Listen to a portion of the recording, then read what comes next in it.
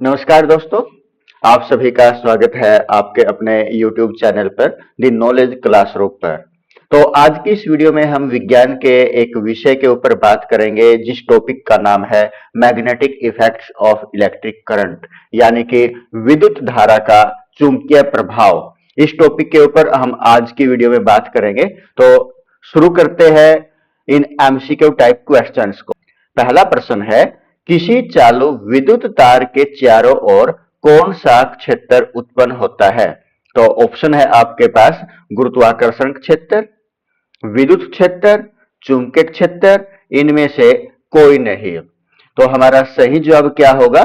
चुंबकीय क्षेत्र। यानी कि जब किसी तार के अंदर से करंट गुजरने लग रहा हो तो उसके आसपास किस प्रकार का क्षेत्र उत्पन्न हो जाता है? तो चुंबकीय क्षेत्र वहां पर उत्पन्न हो जाता है।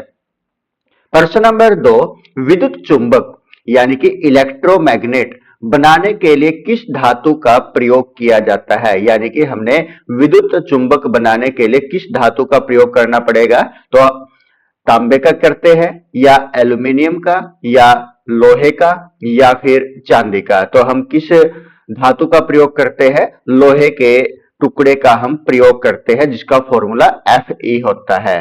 प्रश्न नंबर 3, चुंबकीय क्षेत्र की दिशा ज्ञात करने के लिए कौन सा नियम प्रयोग किया जाता है? कि चुंबकीय क्षेत्र की दिशा हमें ज्ञात करनी है तो इसके लिए हम कौन से नियम का प्रयोग करते हैं? तो ये कौन सा नियम है? दाएं हाथ का अंगुष्ठ नियम है, हम यहां पर प्रयोग करते हैं चुंबकीय क्षेत्र की दिशा दिखाने के लिए। प्रश्न नंबर 4, चुंबकीय क्षेत्र की यूनिट क्या है? इकाई क्या है? इकाई कौन सी है? टेस्ला है।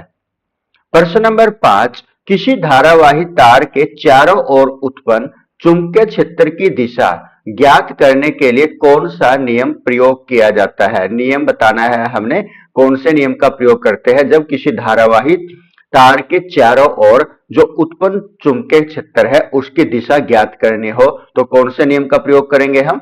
दाएं हाथ का अंगूठा नियम या अंगुष्ठ नियम का हम प्रयोग करेंगे। प्रश्न नंबर 6, किस उपकरण का उपयोग किसी स्थान पर चुंबकीय क्षेत्र की उपस्थिति का पता लगाने के लिए किया जाता है? उस उपकरण का नाम क्या है? चुंबकीय सुई। प्रश्न नंबर 7, चुंबकीय क्षेत्र किसके कारण उत्पन्न होता है? कि चुंबकीय क्षेत्र उत्पन्न होने का कारण क्या होता है? गतिशील आवेश चुंबकीय क्षेत्र उत्पन्न होने का कारण होता है। प्रश्न नंबर 8, किसी तार में विद्युत धारा प्रवाहित करने पर उसमें उत्पन्न चुंबकीय प्रभाव को सर्वप्रथम किसने खोजा था? तो किसने खोजा था? ये हैंस क्रिश्चियन ओर्स्टेड ने इसको खोजा था। प्रश्न नंबर 9, किसी धारावाही तार के चारों ओर चुंबकीय क्षेत्र की रेखाएं कैसी होती है? तो कैसी होती है? समतल वृत्ताकार रेखाएं होती है। प्रश्न नंबर 10, किसी चालू तार के चारों ओर उत्पन्न चुंबकीय क्षेत्र की तीव्रता किस पर निर्भर करती है?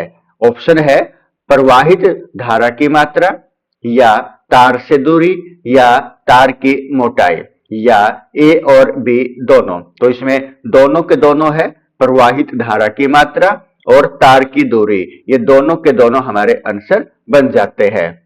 प्रश्न नंबर 11 है, किसी लूप में प्रवाहित धारा से उत्पन्न चुंबकीय क्षेत्र की दिशा का निर्धारण किस नियम से किया जाता है? नियम कौन सा है? दाएं हाथ का अंगुष्ठ नियम। प्रश्न नंबर 12 है, किसी सोलिनॉइड यानी कि परिनालिका, जैसे कि ये परिनालिका है, में उत्पन्न चुंबकीय क्षेत्र किसके समान होता है? किसके समान होता है? एक छड़ चुंबक के समान होता है, कि यहां पर ये दिखाई गई है एक छड़ चुंबक। प्रश्न नंबर 13 है, फ्लेमिंग के बाएं हाथ का नियम किसके लिए प्रयोग किया जाता है? जो फ्लेमिंग का बाएं हाथ का नियम है किसके लिए प्रयोग किया जाता है? जैसे कि ये वाला भाग क्या दिखाता है? फोर्स को। ये वाली उंगली है क्या दिखाते हैं? मैग्नेटिक फील्ड को। और ये वाली जो उंगली है ये किसको दिखाती है? करंट को दिखाती है। तो फ्लेमिंग के बाएं हाथ का नियम किसके लिए प्रयोग किया जाता है? मोटर के लिए प्रयोग किया जाता है। प्रश्न नंबर 14 है, फ्लेमिंग का दाएं हाथ का नियम किस पर आधारित है? कि यहां पर ये अंगूठा किसको दिखाता है? मोशन को दिखाता है। ये वाली अंगुली किसको दिखाती है? मैग्नेटिक फील्ड को। और ये करंट को दिखाती है। तो ये किसके ऊपर आधारित है? प्रेरित धारा की दिशा पर आधारित है। फ्लेमिंग का दाएं हाथ का नियम। प्रश्न नंबर 15, मोटर में कौन सी ऊर्जा बदली जाती है? यानी कि मोटर के द्वारा हम विद्युत ऊर्जा को किस में बदलते हैं? यांत्रिक ऊर्जा में बदलते हैं। प्रश्न नंबर 16, विद्युत जनरेटर यानी कि जनरेटर किस सिद्धांत पर कार्य करता है? फैराडे का विद्युत चुंबकीय प्रेरण के आधार पर ही विद्युत जनरेटर कार्य करता है।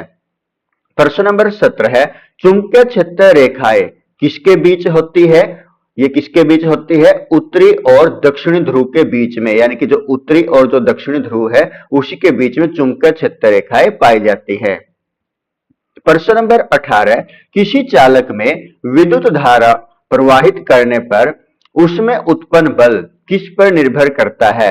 यानी कोई भी चालक है जिसके अंदर से विद्युत धारा प्रवाहित होने लग रही है तो उसके उत्पन्न बल किसके ऊपर निर्भर करेगा?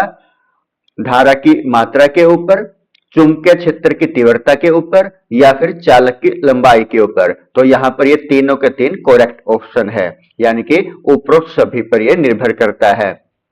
प्रश्न नंबर 19, किस उपकरण में विद्युत ऊर्जा को यांत्रिक ऊर्जा में बदला जाता है? किसके द्वारा बदलते हैं हम विद्युत ऊर्जा को यांत्रिक ऊर्जा में?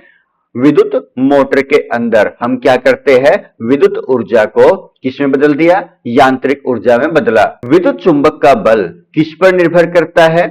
किसके ऊपर निर्भर करेगा विद्युत चुंबक का बल? कुंडली में विद्युत धारा की मात्रा के ऊपर, यानी कि यदि विद्युत की मात्रा ज्यादा होगी तो चुंबकीय क्षेत्र भी क्या होगा? इंक्रीज होगा। प्रश्न नंबर 21, ट्रांसफार्मर किस सिद्धांत पर कार्य करता है?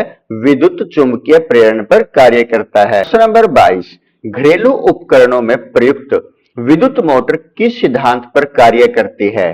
तो किस सिद्धांत के ऊपर काम करती है? फ्लेमिंग का बाएं हाथ के नियम के ऊपर घरेलू उपकरणों में प्रयोग की जाने वाली विद्युत मोटर इस सिद्धांत पर ही कार्य करती है। प्रश्न नंबर 23, किसी चालक में विद्युत धारा प्रवाहित होने पर उत्पन्न चुंबकीय बल की दिशा किस नियम से ज्ञात की जाती है? किसी चालक में जो विद्युत धारा प्रवाहित होती है तो उससे उत्पन्न होने वाली जो चुंबकीय बल की दिशा है किस नियम से ज्ञात की जाती है? नियम क्या होगा? फ्लेमिंग का बाएं हाथ का नियम। प्रश्न नंबर 24, विद्युत चुंबक का ध्रुव किस पर निर्भर करता है? किसके ऊपर निर्भर करेगा?